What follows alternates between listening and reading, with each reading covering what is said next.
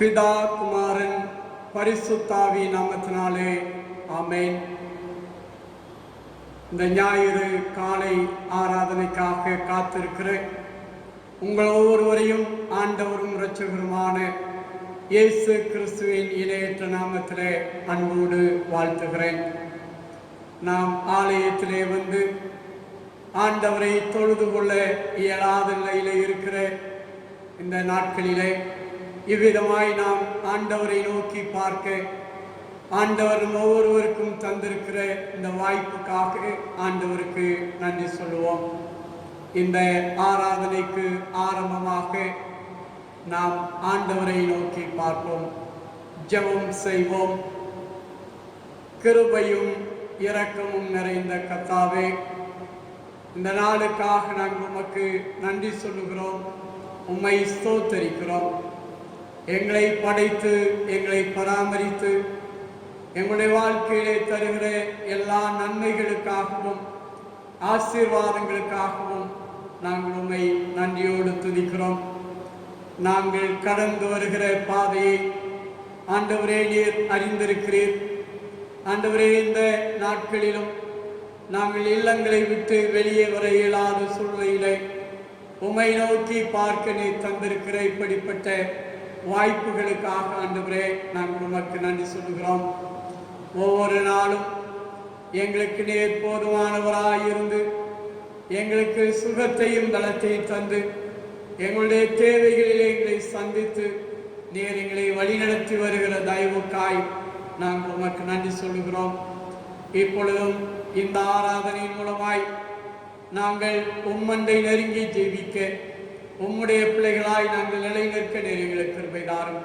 இந்த ஆராதனை முழுவதும் எங்களை ஆண்டு கொண்டு வழி நடத்தும். மீட்பெரும் இரட்சகருமான இயேசு கிறிஸ்துவின் மூலமாய் வேண்டிக் கொள்கிறோம் எங்கள் அன்பின் பிதாவே, ஆமென். இப்பொழுதும் இந்த ஆராதனைக்கு ஆரம்பமாகவும் ஆண்டவரை துதிக்கும் வண்ணமாகவும் பாமாலைகளிலே 375 பாமாலை பாடுவோம்.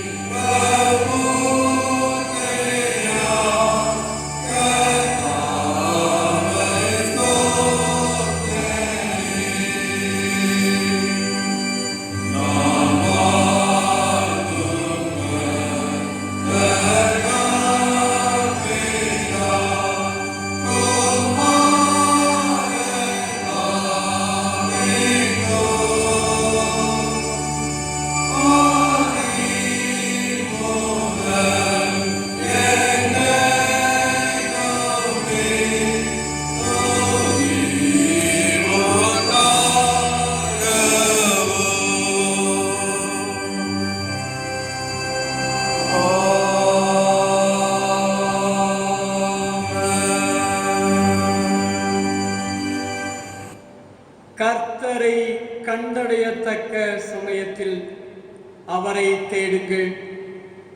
அவர் சமீபமாயிருக்கையில் அவரை நோக்கி கூப்பிடுங்கள். பூமியின் குடிகளே, எல்லோரும் கர்த்தரை கம்பீரமாய் பாடுங்கள். மகிழ்ச்சியோடே கர்த்தருக்கு ஆராதனை செய்து ஆனந்த சத்தத்தோடே அவர் சன்னதி முன் வாருங்கள். தேவன் ஆவியாயிருக்கிறார். அவரை தொழுது கொள்கிறவர்கள் ஆவியோடும் உண்மையோடும் அவரை தொழுது கொள்ள வேண்டும். தம்மை தொழுது கொள்ளுகிறவர்கள் இப்படிப்பட்டவர்களாய் இருக்கும்படி பிதாவானவர் விரும்புகிறார். பிரியமான சகோதர சகோதரிகளே, நம்முடைய பரம பிதாவாகிய சர்வ வல்லமையுள்ள கடவுளின் அளவில்லாத தயவினாலும் இரக்கத்தினாலும் பாவ மன்னிப்பை பெறுவதற்காக நாம் செய்த பலவிதமான பாவங்களையும் அக்கிரமங்களையும் அவர் சந்நிதியில் மறைக்காமல் பணிவும் தாழ்மையும் துக்கமும் கீழ்ப்படிதலும் உள்ள இருதயத்தோடு அறிக்கையிட பற்பல வேத வாக்கியங்கள் நம்மை ஏவுகின்றன.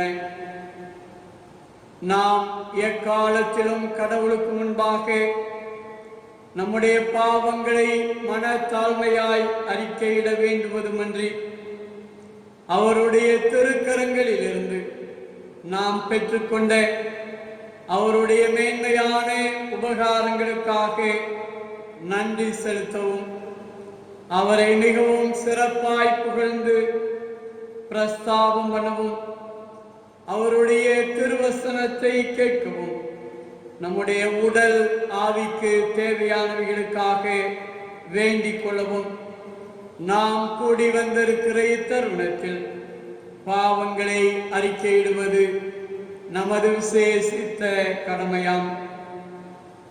ஆகையால் இங்கே இருக்கிற நீங்கள் யாவரும் சுத்த இருதயத்தோடும் தாழ்ந்த மனதோடும் பரம கிருபாசன தண்டையில் முழங்காற்படியிட்டு உடைய பாவ குற்றங்களை உணர்ந்து அறிக்கை செய்ய உங்களை வேண்டிக் கொள்கிறேன். ஆண்டவருடைய பிள்ளைகளாக ஆண்டவருடைய திருச்சமூகத்திலே ஒன்று கூடி வந்திருக்கிற நாம் நம்மை ஆராய்ந்து பார்ப்போம்.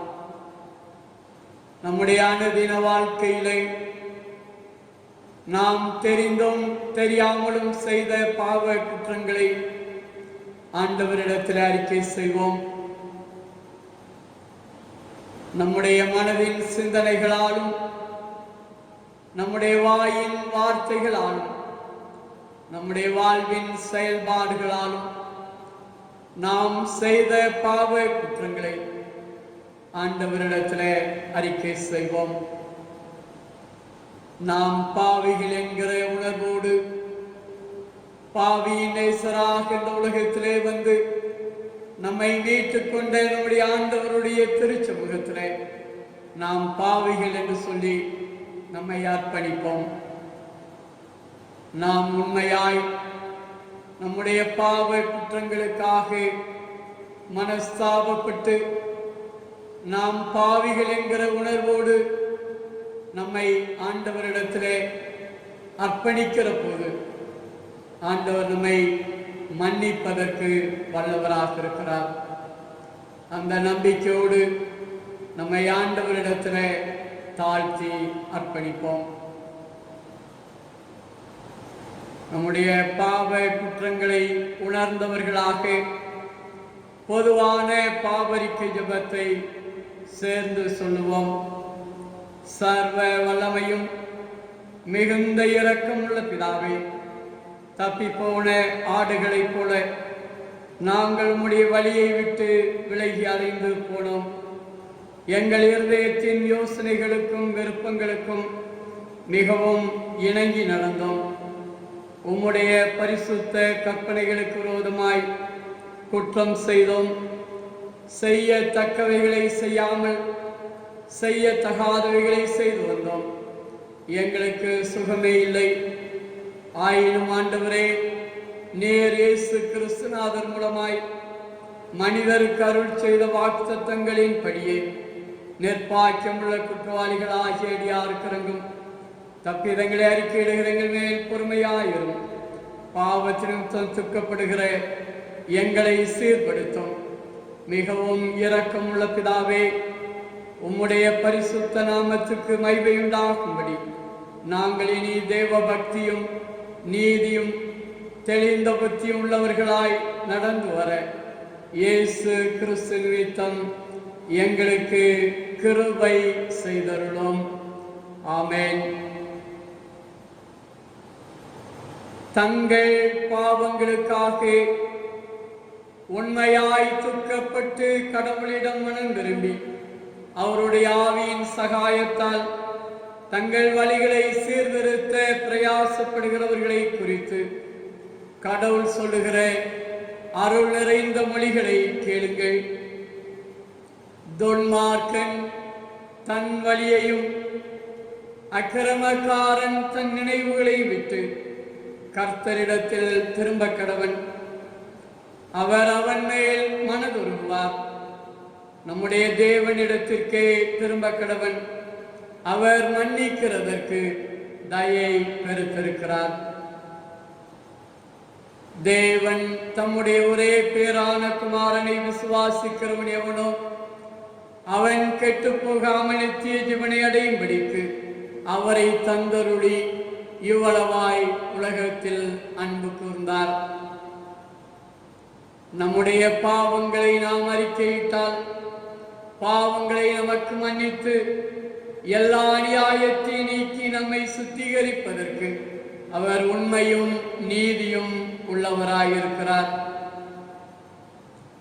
ஒருவன் பாவம் செய்வானானால் நீதிபரராயிருக்கிற இயேசு கிறிஸ்து நமக்காக பிதாவினிடத்தில் பரிந்து பேசுகிறவராய் இருக்கிறார். நம்முடைய பாவங்களை நிவர்த்தி செய்கிற கிருபாதார பலி அவரே. நம்முடைய பாவங்களை மாத்திரமல்ல, சர்வலோகத்தின் பாவங்களையும் நிவர்த்தி செய்கிற பலியாய் இருக்கிறார்.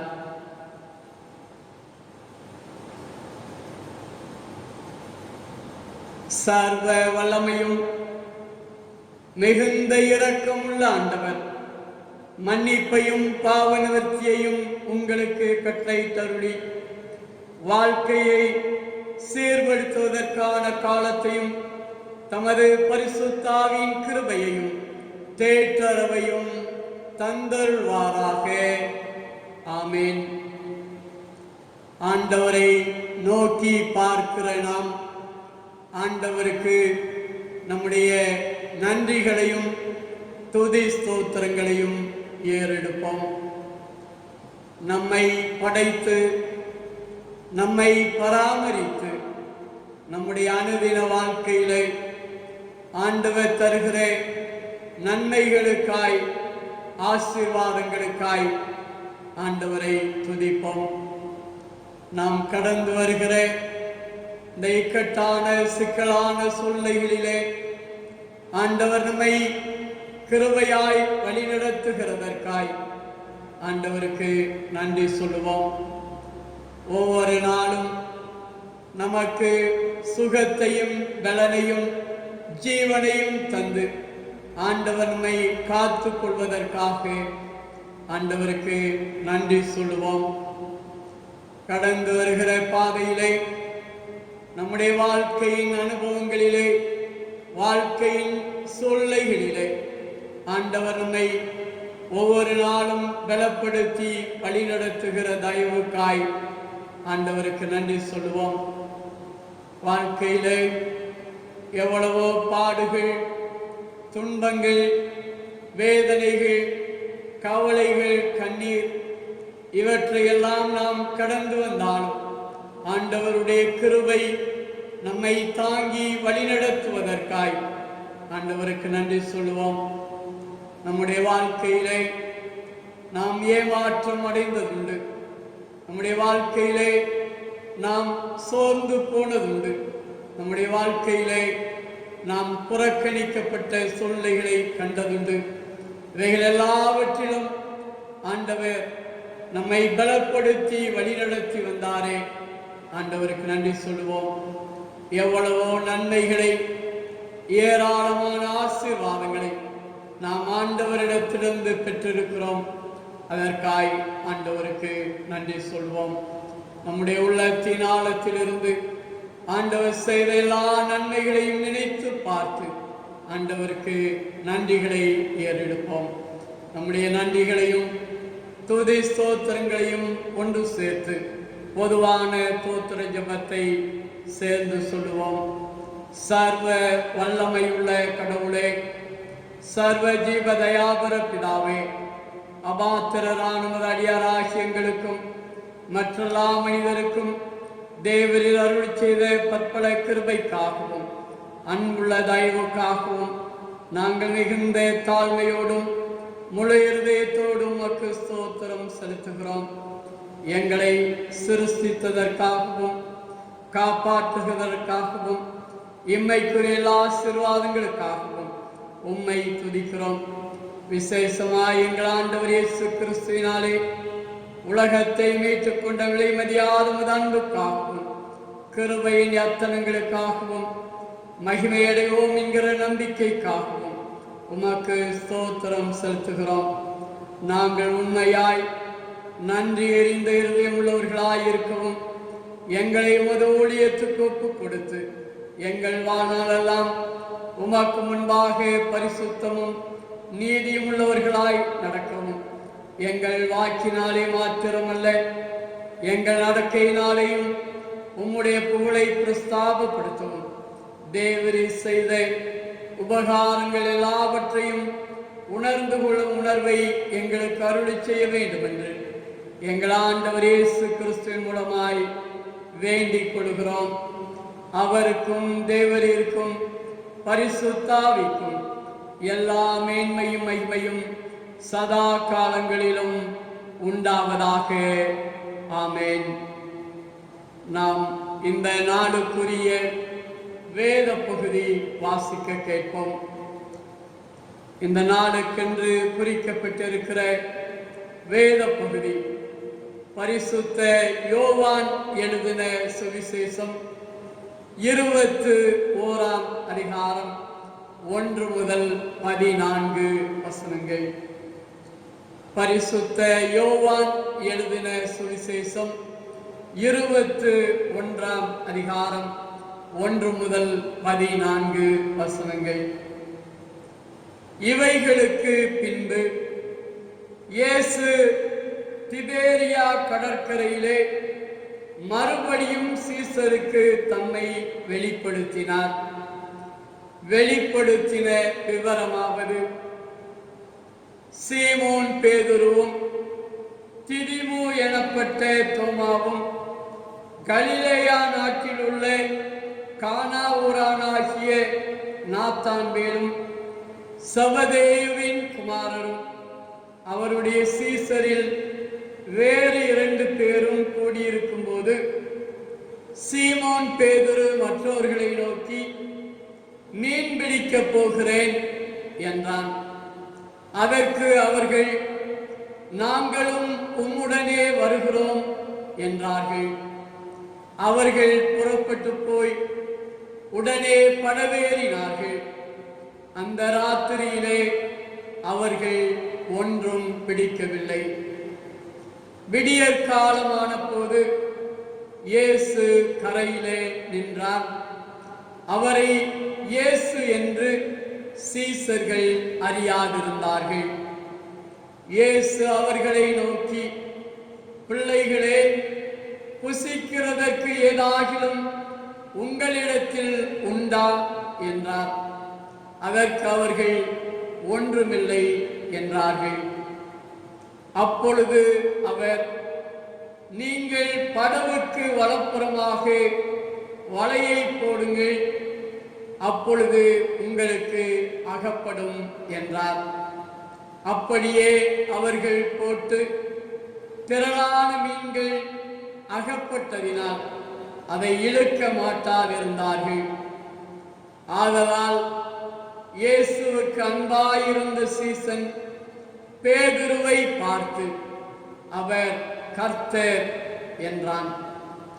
அவர் கர்த்தர் என்று சீமோன் பேதுரு கேட்டவுடனே தான் வஸ்திரம் இல்லாதவனாய் இருந்தபடியினால் தன் மேற்சட்டையை கட்டிக்கொண்டு கடலிலே குதித்தான். மற்ற சீசர்கள் கரைக்கு ஏறக்குறைய 200 முழ தூரத்தில் இருந்தபடியினால் படவில் இருந்து கொண்டே மீன்கள் உள்ள வலையை இழுத்து கொண்டு வந்தார்கள்.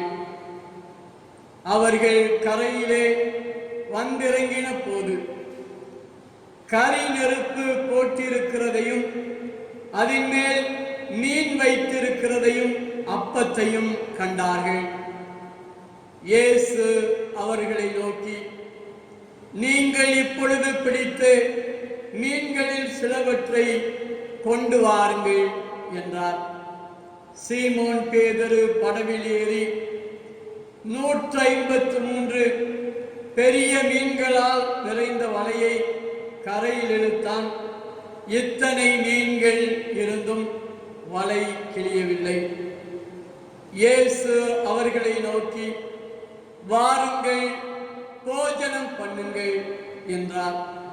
அவரை கர்த்தர் என்று சீசர்கள் அறிந்தபடியினால் அவர்களில் ஒருவனும் நீர் யார் என்று கேட்க துணியவில்லை.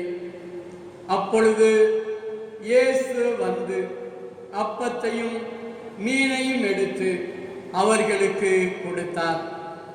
கிறிஸ்து மரித்தோரில் இருந்து எழுந்த பின்பு தம்முடைய சீசருக்கு அருளின தரிசனங்களில் இது 3வது தரிசனம். வாசிக்கும்படியாக குறிக்கப்பட்ட வேத பகுதி வாசித்தாயிற்று. கிறிஸ்துவே உமக்கே மகிமை உண்டாவதாக. ஜெபம் செய்வோம். நேற்றும் இன்றும் என்றும் மாறாதவராயிருந்து எங்களை வழிநடத்தி வருகிற எங்கள் அன்பின் ஆண்டவரே, எங்களை படைத்தவரே, எங்களை பராமரிக்கிறவரே, எங்களுடைய அனுதின வாழ்க்கையிலே எல்லாவற்றையும் அருளுகிறவரே, உம்மை நாங்கள் நன்றியோடு துதிக்கிறோம். எப்பொழுதெல்லாம் எங்களுடைய ஜெபத்தின் மூலமாய் நாங்கள் உம்மோடு பேசுகிறோமோ அப்பொழுதெல்லாம் உம்முடைய வேதத்தின் வசனங்கள் மூலமாய் நீர் எங்களோடு பேசுகிற ஆண்டவராயிருக்கிறபடியினால் நாங்கள் உம்மை நன்றியோடு துதிக்கிறோம். இப்பொழுதும் ஆண்டவரே, உம்முடைய வேதத்தின் வசனங்களை நாங்கள் சிந்திக்கிற போது ஆண்டவரே நீர் எங்களோடு பேசும். நாங்கள் உம்முடைய மெல்லிய சத்தத்தை கேட்க கிருபை தாரும். உம்முடைய திருச்சித்தத்துக்கு கீழ்ப்படிய ஆண்டவரே நீர் எங்களை வழிநடத்தும். அடியேனுடைய வாயின் வார்த்தைகளும் எங்கள் அனைவருடைய இருதயத்தின் சிந்தனைகளும் உம்முடைய சமூகத்திலே ஏற்புடையதாய் காணப்படட்டும். மீட்பெரும் இரட்சகருமான இயேசு கிறிஸ்துவின் மூலமாய் வேண்டிக் கொள்கிறோம் எங்கள் அன்பின் பிதாவே, ஆமென். கிறிஸ்துவுக்குள் அன்பானவர்களே, உங்கள் அனைவரையும் ஆண்டவரும் இரட்சகருமான இயேசு கிறிஸ்துவின் இணையற்ற நாமத்திலே அன்போடு வாழ்த்துகிறேன். கிறிஸ்து உயிர்த்தெழுந்த திருநாளுக்கு பின்வருகிற 2வது ஞாயிற்றுக்கிழமையிலே நாம் ஆண்டவரை நோக்கி பார்க்க ஆண்டவர் நமக்கு கொடுத்திருக்கிற இந்த வாய்ப்புக்காக ஆண்டவருக்கு நன்றி சொல்லுகிறேன். இந்த நாட்களிலே நாம் ஆலயத்திற்கு வர இயலாத ஒரு சூழ்நிலையிலே மனபாரத்தோடு கவலையோடு இருக்கிற நம் ஒவ்வொருவருக்கும் உயிரோடு எழுந்த ஆண்டவர் நம்மை ஆற்றல் படுத்துகிறவராக, நம்மை பலப்படுத்துகிறவராக இருக்கிறார் என்பதை நாம் உணர்ந்து பார்க்க அழைக்கப்படுகிறோம். உயிரோடு எழுந்த ஆண்டவரை சீடர்கள் தரிசித்தாலும் ஒரு முழுமையான நம்பிக்கை அவர்களிலே ஏற்படவில்லை. தோமாவை தவிர்த்து சீடர்களுக்கு பூட்டிய அறையிலே ஆண்டவர் தரிசனமானார். இரண்டாவது முறையாக தோமாவும் இருக்கிற போது அவர்களுக்கு ஆண்டவர் உயிரோடு எழுந்தவராக தரிசனமானார். ஆனாலும் கூட அவர்களுடைய வாழ்க்கையிலே ஒரு முழுமையான நம்பிக்கை, விசுவாசம் வரவில்லை என்கிறதைத்தான் நாம் வேதத்திலே அறிந்து கொள்கிறோம்.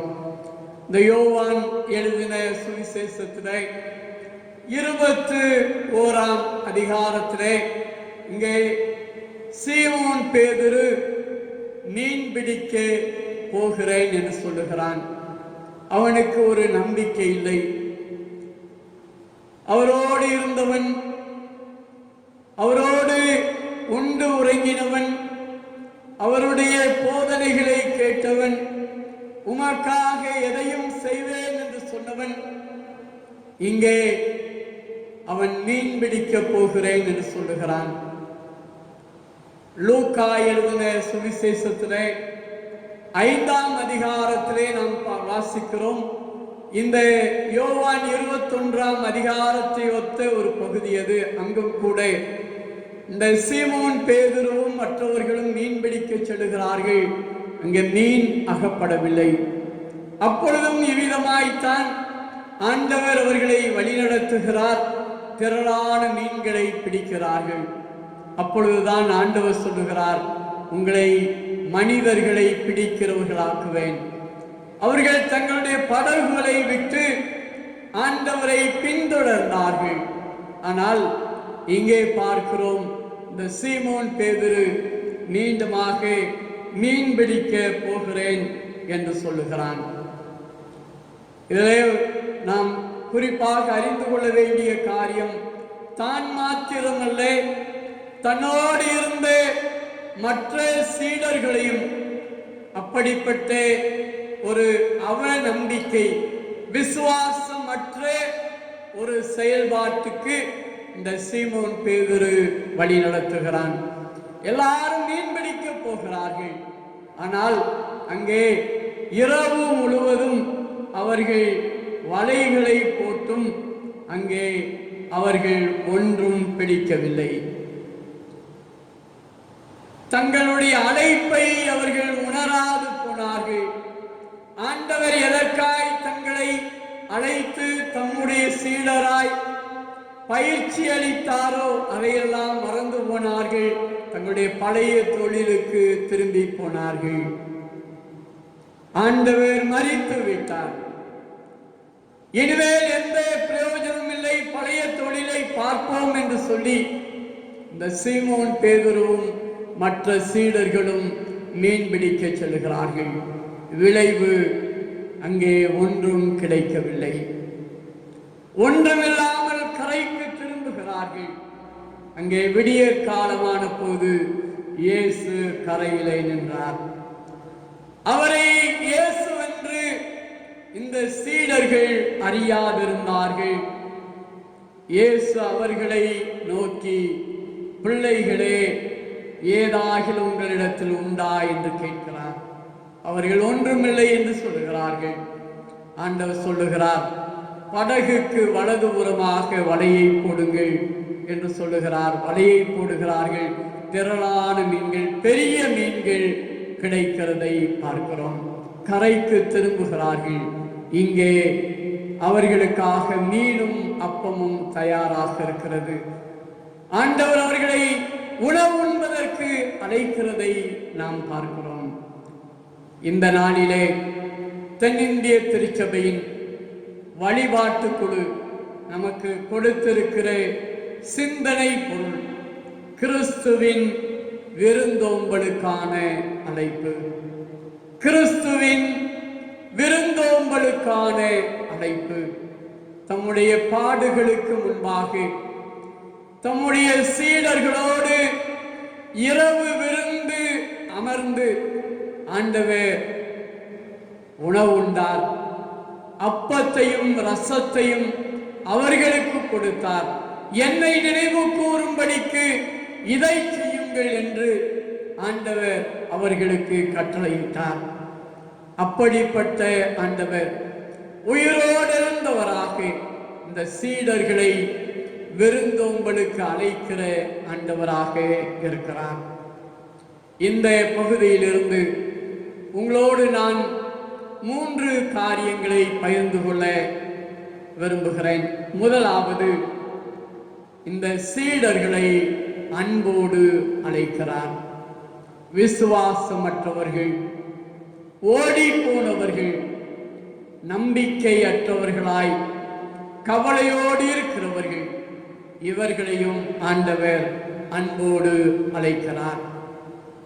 அவர்களை திட்டவில்லை, ஏன் இப்படி இருக்கிறீர்கள் என்று அவர்களை வசைபாடவில்லை.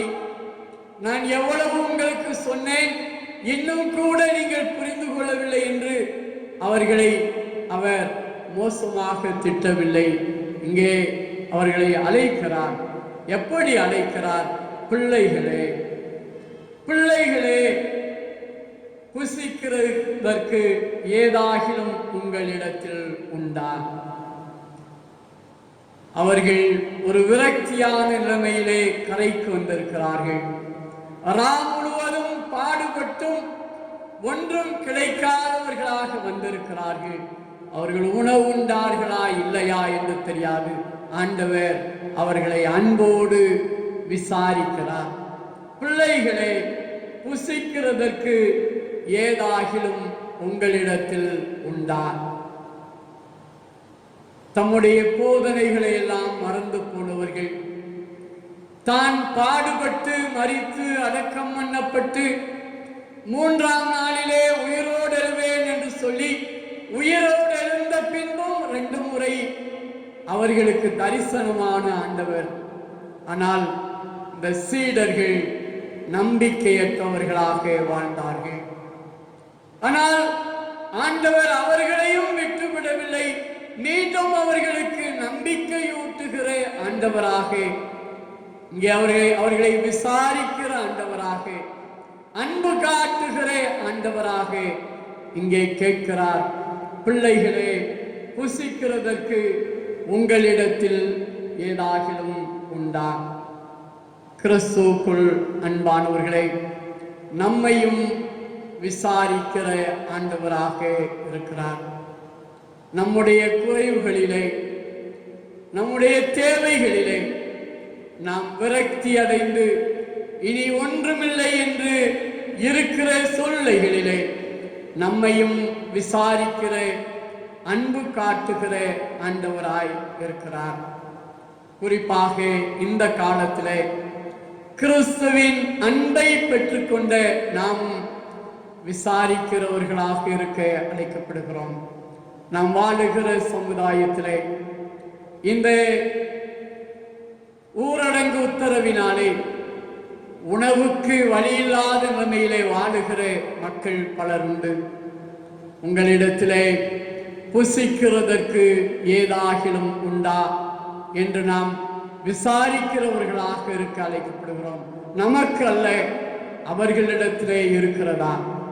பிள்ளைகளே, உங்களிடத்தில் புசிக்கிறதற்கு ஏதாகிலும் உண்டா? அன்போடு அழைக்கிற ஆண்டவர், பிள்ளைகளே என்று அழைக்கிற ஆண்டவர்.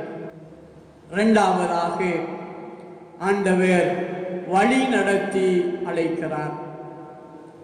போனால் போகட்டும், நான் சொல்கிறபடி இவர்கள் நடக்கவில்லை என்று ஆண்டவர் அவர்களை விட்டுவிடாதபடிக்கு, அவர்களுடைய வாழ்வு செழிப்பதற்கு அவர்களை வழிநடத்துகிறார்.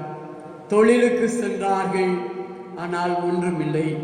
ஆண்டவர் இங்கே 5வது வசனத்திலே 6வது வசனத்திலே சொல்லுகிறார், நீங்கள் படவுக்கு வலதுபுறமாக வலையை போடுங்கள், அப்பொழுது உங்களுக்கு அகப்படும்.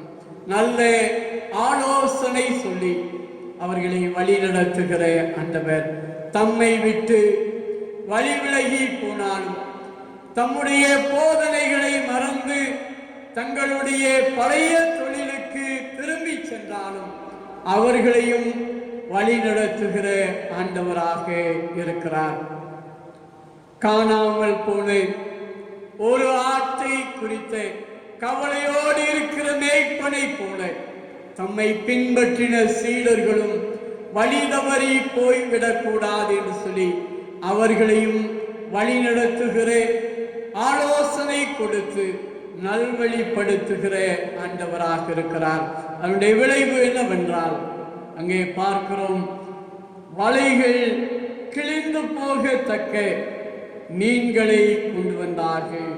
பெரிய மீன்களை அவர்கள் கரையிலே கொண்டு வந்து சேர்த்தார்கள்.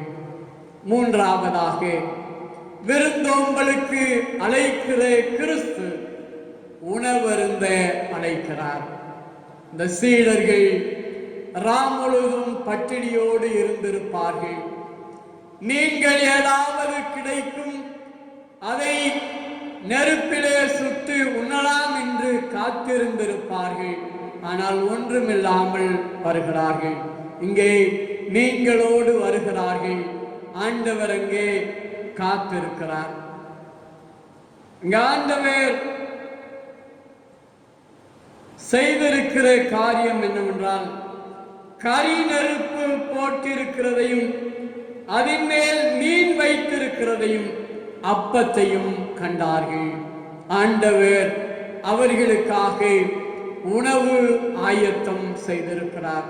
ஒன்றுமில்லை என்று சொன்னவர்களுக்கு, நாங்கள் முயற்சித்தோம் எங்களுக்கு ஒன்றும் கிடைக்கவில்லை என்று சொன்னவர்களுக்கு ஆண்டவர் இங்கே மீனையும் அப்பத்தையும் ஏற்பாடு செய்திருக்கிறார். அது மாத்திரமல்ல, நீங்கள் கொண்டு வந்து மீன்களிலே, பிடித்த மீன்களிலே சிலவற்றை கொண்டு வாருங்கள் என்று ஆண்டவர் சொல்லுகிறார்.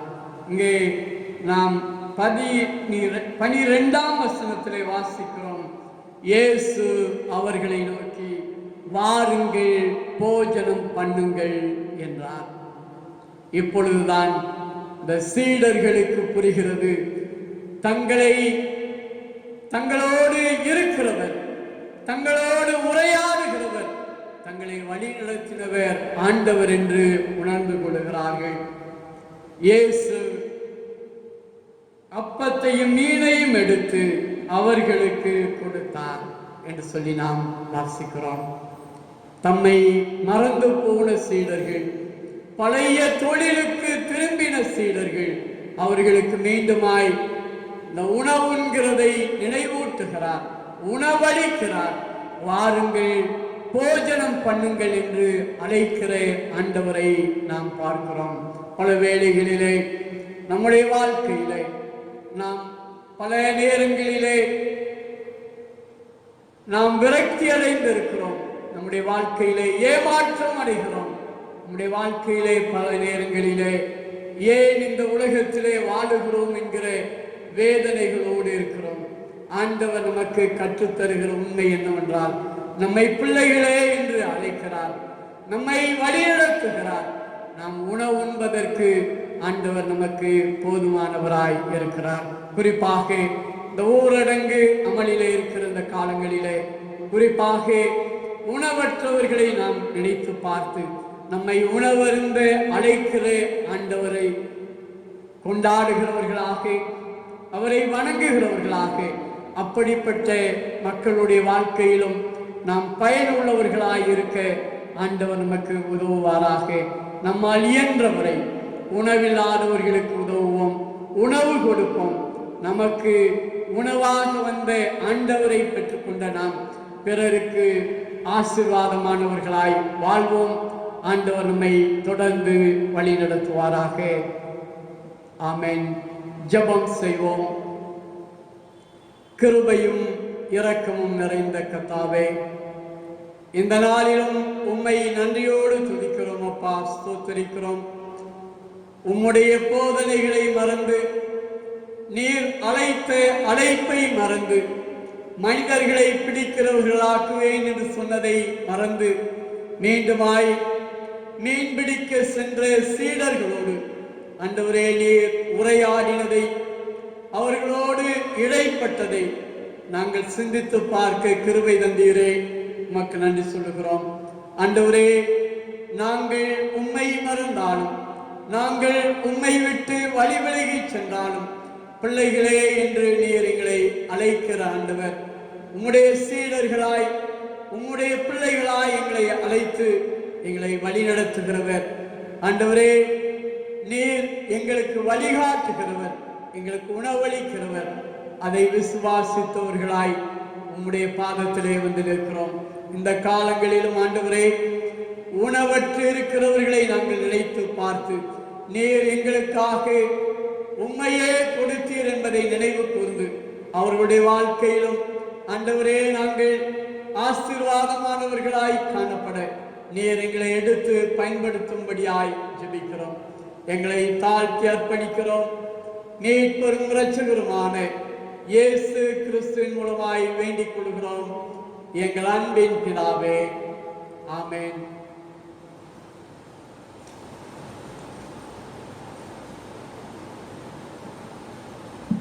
ஆண்டவருடைய திருவார்த்தைகளை கேட்ட நாம் நம்முடைய விசுவாசத்தை அப்போஸ்தல விசுவாச பிரமாணத்தின் மூலமாய் அறிக்கை செய்வோம்.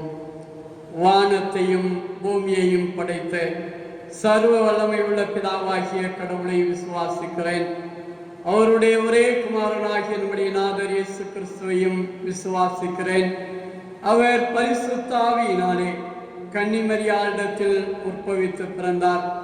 பொந்து பிலாத்துவின் காலத்தில் பாடுபட்டு சிலுவையில் அறையுண்டு மரித்து அடக்கம் பண்ணப்பட்டு பாதாளத்தில் இறங்கினார். 3ஆம் நாள் மரித்தோரிடத்திலிருந்து எழுந்தருளினார். பரமண்டலத்துக்கு ஏறி சர்வ வல்லமையுள்ள பிதாவாகிய கடவுளின் வலது பார்சத்திலே வீற்றிருக்கிறார்.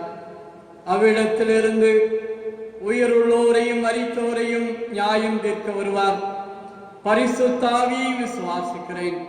பொதுவாயிருக்கிற பரிசுத்த சபையும் பரிசுத்தவான்களுடைய ஐக்கியமும் பாவ மன்னிப்பும் சரீர உயிர்த்தெழுதலும் நித்திய ஜீவன் உண்டென்று விசுவாசிக்கிறேன்.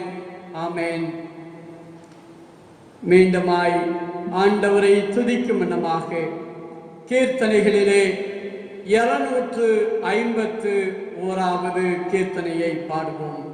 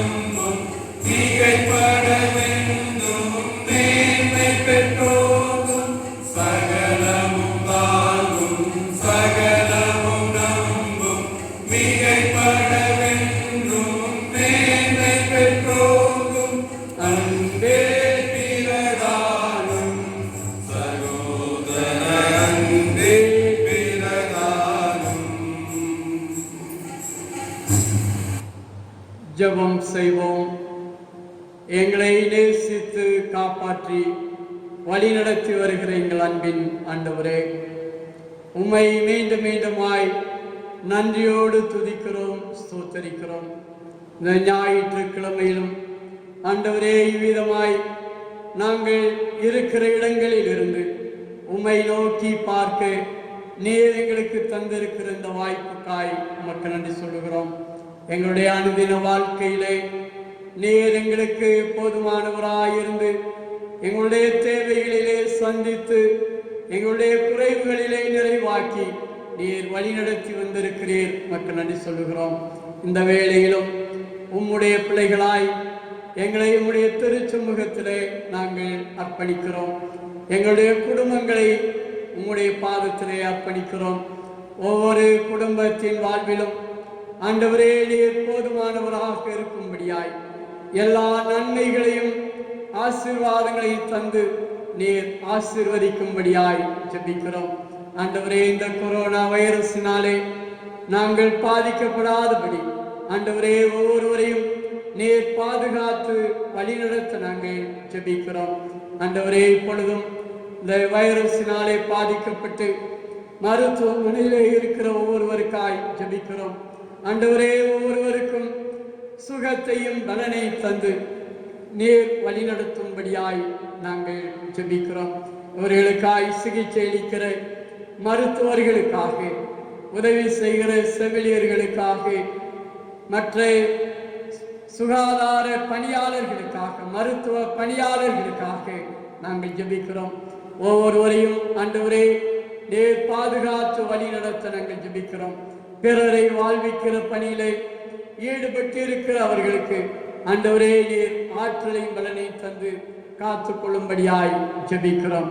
ஆண்டவரே, தங்களுக்கு அருமையானவர்களை இழந்து வாடுகிற குடும்பங்களுக்காய் ஜெபிக்கிறோம். ஒவ்வொரு குடும்பத்துக்கு வேண்டிய ஆறுதலையும் தேர்தலையும் தந்து ஆண்டவரே நீர் வழி நடத்த ஜெபிக்கிறோம். இந்த நாட்களிலும் ஆண்டவரே, உம்மை ஆலயத்திலே வந்து ஆராதிக்க இயலாமல் இருக்கிற ஒவ்வொருவருக்காய் ஜெபிக்கிறோம். ஒவ்வொருவரையும் ஆண்டவரே உம்முடைய தெய்வீக அன்பு சூழ்ந்து கொள்ளும்படியாய் ஒவ்வொருவரையும் ஆண்டவரே வழி நடத்தும்படியாய் நாங்கள் ஜெபிக்கிறோம். எங்கள் மேல் அன்பு காட்டு எங்களை அழைக்கிற ஆண்டவர், எங்களை வழி நடத்துகிற ஆண்டவர், எங்களுக்கு உணவளிக்கிற ஆண்டவர் நீர் என்பதை விசுவாசித்தவர்களாய் உம்முடைய பாதத்திலே நாங்கள் வருகிறோம். இப்பொழுதும் ஆண்டவரே எங்கள் ஒவ்வொருவரையும் ஒவ்வொரு குடும்பத்தையும் உம்முடைய திருப்பாதத்திலே அர்ப்பணிக்கிறோம். ஒவ்வொருவருக்கும் ஆண்டவரே நீர் போதுமானவராய் இருந்து வழி நடத்தும். இந்த நேரத்திலும் ஆண்டவரே எங்களுடைய திருமண்டலத்துக்காக ஜெபிக்கிறோம், எங்களுடைய பேராயர்களுக்காக ஜெபிக்கிறோம், எங்களுடைய திருமண்டல முதன்மை பணியாளர்களுக்காக ஜெபிக்கிறோம், குருவானவர்களுக்காக, திருச்சபைகளுக்காக, திருச்சபை மக்களுக்காக ஜெபிக்கிறோம். விசுவாச வாழ்விலே நாங்கள் தொடர்ந்து உயிரோடு எழுந்த ஆண்டவராகிய உம்மை பின்பற்றி வர உம்மிலே நிலைத்திருக்க எங்களுக்கு கிருபைதான். எங்களை தாழ்த்தி அர்ப்பணிக்கிறோம். நாங்கள் மீண்டும் ஒருவரை ஒருவர் சந்திக்கிறவரை உம்முடைய நீங்காத பிரசன்னம் பாதுகாப்பு எங்களை வழி நடத்தட்டும். மீட்பெரும் இரட்சகருமான இயேசு கிறிஸ்துவின் மூலமாய் வேண்டிக் கொள்கிறோம் எங்கள் அன்பின் பிதாவே, ஆமென். யாவரும் ஆண்டவர் கற்றுத்தந்த ஜெபத்தை சேர்ந்து சொல்லுவோம். பரமண்டலங்களில் இருக்கிற எங்கள் பிதாவே, உம்முடைய நாமம் பரிசுத்தப்படுவதாக, உம்முடைய ராஜ்யம் வருவதாக, உம்முடைய சித்தம் பருவத்திலே செய்யப்படுகிறது போல பூமியிலே செய்யப்படுவதாக. அன்றன்றுள்ள ஆகாரத்தை எங்களுக்கு தாரும். எங்களுக்கு விரோதமாய் குற்றம் செய்கிறவர்களுக்கு நாங்கள் மன்னிக்கிறது போல எங்கள் குற்றங்களை எங்களுக்கு மன்னியும். எங்களை சோதனைக்குள் பிரவேசிக்க பண்ணாமல் தீமை என்று ரட்சித்துக் கொள்ளும். ராஜ்யம் வல்லமை மகிமையும் என்றென்றைக்கும் உம்முடையவைகளே, ஆமென். ஆண்டவருடைய ஆசீர்வாதத்தை பெற்றுக் கொள்வோம். நம்முடைய ஆண்டவராகிய இயேசு கிறிஸ்துவுடைய கிருபையும் பிதாவாகிய தேவனுடைய அன்பும் பரிசுத்த ஆவியானவருடைய இடையறாத உறவும் நட்பும் நம் அனைவரோடும், நம்முடைய குடும்பங்களோடும், நம்முடைய திருச்சபை வாழ்வோடும் என்றும் என்றும் சதா காலங்களிலும் நிலைத்திருப்பதாக.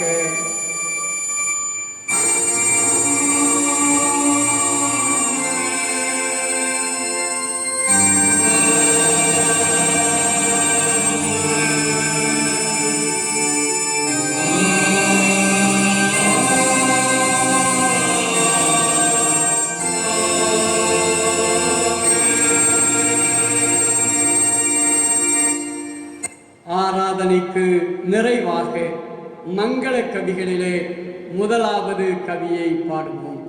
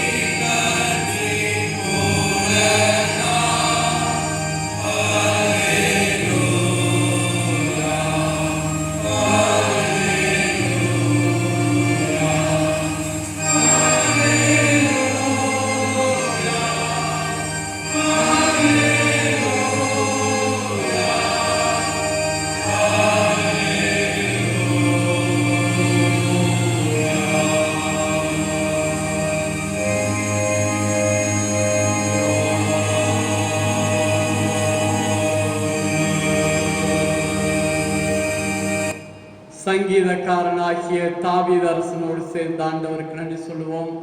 என் ஆத்துமாவே கர்த்தரை ஸ்தோத்திரி, என் முழு உள்ளமே அவருடைய பரிசுத்த நாமத்தை ஸ்தோத்திரி.